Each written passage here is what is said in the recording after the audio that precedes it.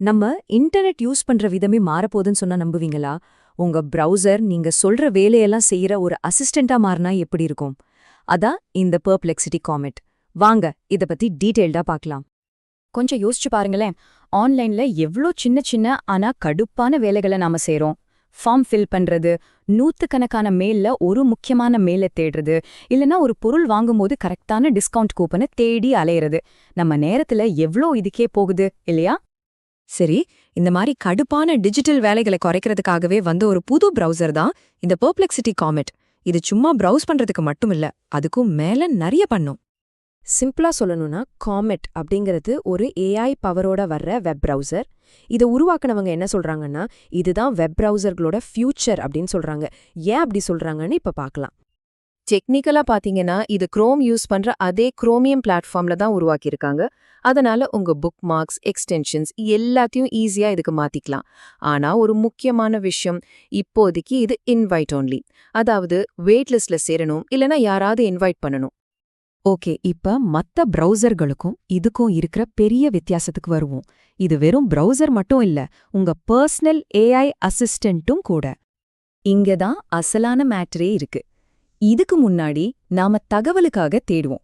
ஆனா இனிமே ஒரு வேலைய செய்யச் சொல்லி கமெண்ட் பண்ண போறோம். இந்த ஏஐ ஏஜென்ட் உங்க கமெண்ட்டை எடுத்துக்கிட்டு உங்களுக்காக அந்த வேலைய இன்டர்நெட்ல செஞ்சு முடிக்கும். யோசிச்சு பாருங்க, பிரவுசர் கிட்ட ஒரு வேலையை செய்ய சொல்லலாம். இது கேட்கறதுக்கு ஒரு சின்ன வரி மாதிரி தான் இருக்கும். ஆனா நம்ம இன்டர்நெட் எக்ஸ்பீரியன்ஸையே இது மாத்த போகுது. நாம தேடுறதுல இருந்து ஒரு வேலையை செய்யச் சொல்ற ஒரு புது உலகத்துக்குள்ள போறோம். சரி, பேச்செல்லாம் போதும். இந்த ஏஐ அசிஸ்டன்ட் நிஜமா எப்படி வேலை செய்யுதுன்னு சில உதாரணங்களோட பார்க்கலாம். நம்ம எல்லாருமே ஆன்லைன் ஷாப்பிங் பண்ணுவோம் இல்லையா? அப்போ நம்ம சந்திக்கிற ஒரு பெரிய தலைவலி பெஸ்டான டிஸ்கவுண்ட் கூப்பனை தேடுறது தான். காமெட் இந்த வேலை எப்படி செய்யுதுன்னு பார்க்கலாம் வாங்க. இங்க நாம கவனிக்க வேண்டியதே அந்த ஏஐக்கு கொடுத்த கமாண்ட் தான். பாருங்க, எவ்வளவு நேச்சுரலா இருக்கு. ஒரு ஃப்ரெண்டு கிட்ட ஹெல்ப் கேட்கற மாதிரி நாம சாதாரணமா பேசினா போதும். இங்கதான் அசலான மேஜிக்கே நடக்குது. காமெட் ஆட்டோமேட்டிக்கா இன்டர்நெட்ல கூப்பன்ஸை தேடி ஒன்னொன்னா ட்ரை பண்ணி பாக்குது. 2Y கூப்பான் வேலை செய்யல, பியூடிபாய் அதுவும் வேலை செய்யல. கடைசியா சைபர் செக்னு ஒரு கூப்பன் ஒர்க் ஆகுது, டிஸ்கவுண்ட் கிடைச்சிடுச்சு. நாம கஷ்டப்பட்டு செய்யற இந்த ட்ரையல் அண்ட் எரர் வேலைய அதுவே நமக்காக செஞ்சு முடிச்சிடுது. ஓகே, அடுத்தது நம்ம எல்லாருமே ரொம்ப கஷ்டப்படுற ஒரு விஷயம். நம்ம இன்பாக்ஸ்ல குவிஞ்சு கிடக்கிற மெயில்ல இருந்து அந்த ஒரு முக்கியமான மெயிலை கண்டுபிடிக்கிறது. மறுபடியும் பாருங்க, எவ்வளோ சிம்பிளான நேச்சுரலான ஒரு கமெண்ட்.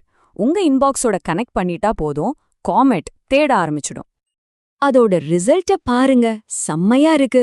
ஏஐ உங்க ஜிமெயில்ல ஸ்கேன் பண்ணி கரெக்டான கிரெடிட் கார்டு ரிமைண்டரை கண்டுபிடிச்சு அதுல இருக்கிற முக்கியமான தகவலான டியூ டேட்டை கூட எடுத்து காட்டிடுச்சு.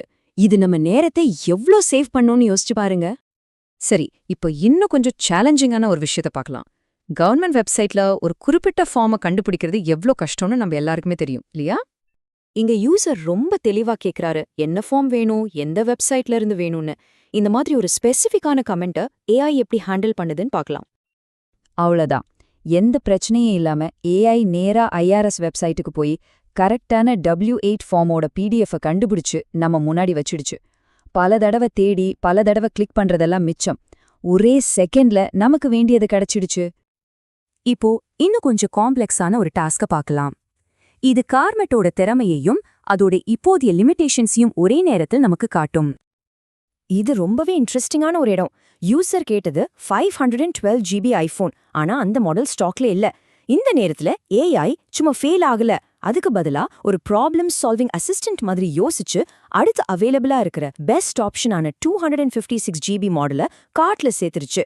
இது அதோட புத்திசாலித்தனத்தை காட்டுது, ஆனா அதே சமயம் அது எப்போவே 100% பெர்ஃபெக்ட்டா இருக்காதுன்னு நமக்கு புரிய வைக்குது. சரி, இந்த உதாரணங்கள் எல்லாம் பார்த்ததுக்கு அப்புறம் இந்த டெக்னாலஜி வெப் ப்ரௌசிங்ல என்ன ஒரு பெரிய வித்தியாசத்தை கொண்டு வருதுன்னு சுருக்கமா பார்க்கலாம். இந்த கம்பேரிசன் எல்லாத்தையும் தெளிவா சொல்லிடும்.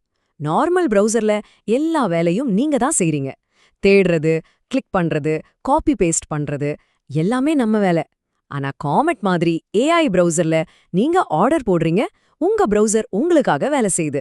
அதாவது ஒரு பாசிவ் டூல்ல இருந்து ஒரு ஆக்டிவ் அசிஸ்டண்டா பிரவுசர் மாறுது. இது ஒரு பெரிய ஷிஃப்ட். கடைசியா இந்த டெக்னாலஜியோட பெரிய இம்பாக்ட் பத்தி யோசிப்போம்.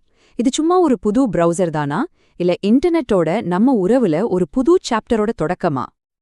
இந்த கேள்விதான் இங்க முக்கியமான பாயிண்ட். ஒரு காலத்துல ஸ்மார்ட் போன் ஒரு லக்ஸரியா இருந்துச்சு, ஆனா இன்னைக்கு அது ஒரு அத்தியாவசிய பொருள். அதே மாதிரி ஒரு ஏஐ அசிஸ்டன்ட் இல்லாத பிரவுசரை நம்ம யோசிச்சு கூட பார்க்க முடியாத ஒரு காலம் வருமா? இதுதான் இன்டர்நெட் யூஸ் பண்றதுக்கு ஒரு புது ஸ்டாண்டர்டா மாறுமா? நீங்க என்ன நினைக்கிறீங்க?